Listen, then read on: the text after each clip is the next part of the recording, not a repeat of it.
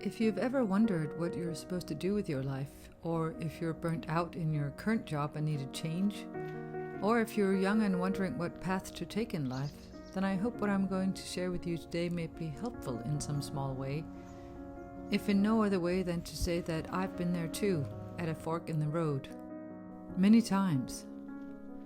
My father wanted me to pursue a life in business, because he had. He came from a working-class family with a stay-at-home mother who sometimes cleaned for others, and a father who was a bus driver. My father wanted to move away from that. He started his own business and eventually moved us all to the United States, where he sold Scandinavian furniture. He wanted me to pursue a similar path, not seeing or not caring that in that respect I was not at all like him. I've always been part bookish, part creative, with no business part in there whatsoever. But I had already begun a degree in a business-oriented version of foreign languages with a view to working in international companies before I realized that, and changed direction. It can be hard to acknowledge your true self if the people around you aren't inclined to. It took a while for me to acknowledge that I'd been heading in the wrong direction. I was in my mid-20s, and it certainly took a long while for my dad to accept that I was changing direction. Well, if this isn't the road less traveled by, I don't know what is. But I changed course, still pursued languages, English and French, plus intercultural relations. I also realized I wanted to be a teacher. This resulted in 2 more years of studying than I had planned, but looking back, it made me more certain of my choice. Sometimes doing what you don't want can make you more certain of what you do want. It's different for everyone, so I won't give advice, but for me it was about following my values and my sense of curiosity. I asked myself, what do I want to contribute with? What kind of life do I want to lead? I didn't want an 80-hour work week where I made lots of money, but a job that was meaningful to myself and others and which gave me enough free time to have children someday. So what if I would spend more years studying? So what if you're a little older by the time you're done? You're going to be out there working for decades anyway. You may as well go for something you're curious about, or would like to be better at, or which adds meaning to your life. And so for nearly 2 decades, I taught English as a foreign language in a college of education.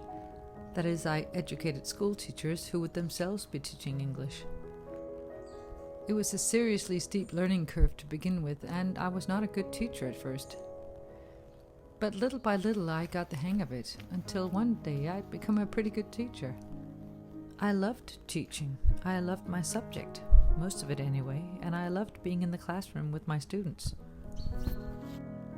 I was on a mission to help create amazing school teachers, and in the process, I met and kept in touch with some great people, both students and colleagues. But along with an interest in languages, I had always had a deep passion for literature. I've been a reader all my life, and I had channeled all my creativity into my teaching. After 17 years of teaching, it no longer gave my life meaning the way it had. I was no longer following my curiosity. I began writing on the side, and the more I wrote, the more I enjoyed it. I had found my curiosity again. So I began saving up, thought long and hard about my job situation for a few years, and then I quit. Because for me, a teacher who's no longer curious is not a good teacher. The price is starting all over again with a new steep learning curve, a new but familiar feeling of not knowing what on earth I'm doing. From expert to amateur in one fell swoop. Just met a man who asked me what I was doing, and I just said, I'm filming nature. And he said, yes, because it changes all the time. I said, exactly. And he told me that he walks in this area every day for about 45 minutes. I love that. And this man right here just told me there had been, an eagle? Surely not. Do we even have those in Denmark? Anyway, he said he saw one the other day. Since then, I've taken several writing courses at home and abroad, and have written for hours and hours to become better. I'm still on that path, that journey.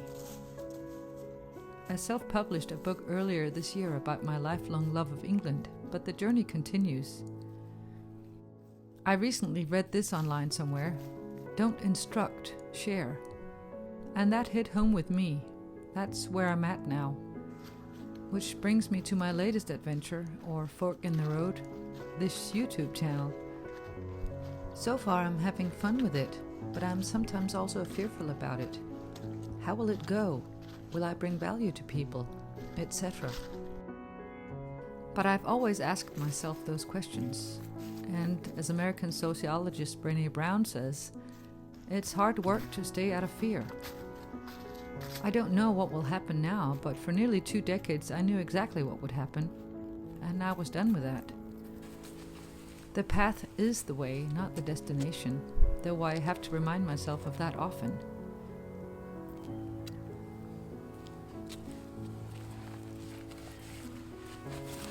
Actually, I don't quite know where I am right now. Took a lot of turns, and that's of course the thing about forks in the road. You don't always know where you end up, but sometimes you get to see some unexpected things along the way, so I guess that's okay, and I guess I won't be lost forever. 20 years ago, I assumed I would have figured life out by now.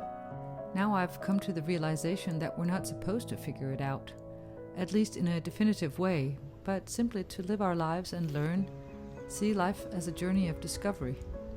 I'm still trying to find out what I'm doing here, but I can't figure that out by crawling into a hole and thinking my way towards an answer.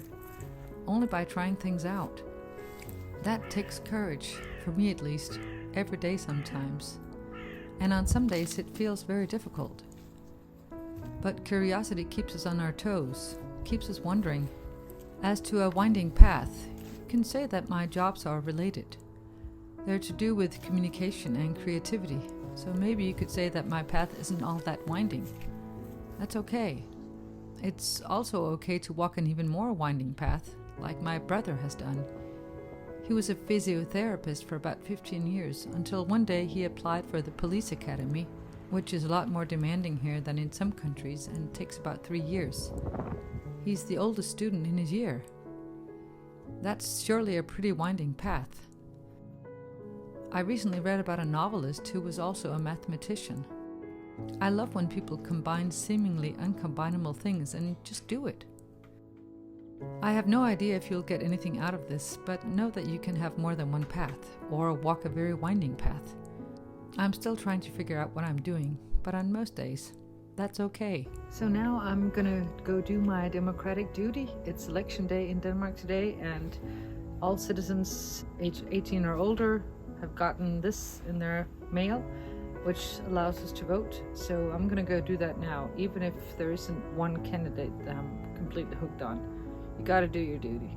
And it takes place at my daughter's school, so I only have to take my bike maybe, less than 2 kilometers, so that's okay.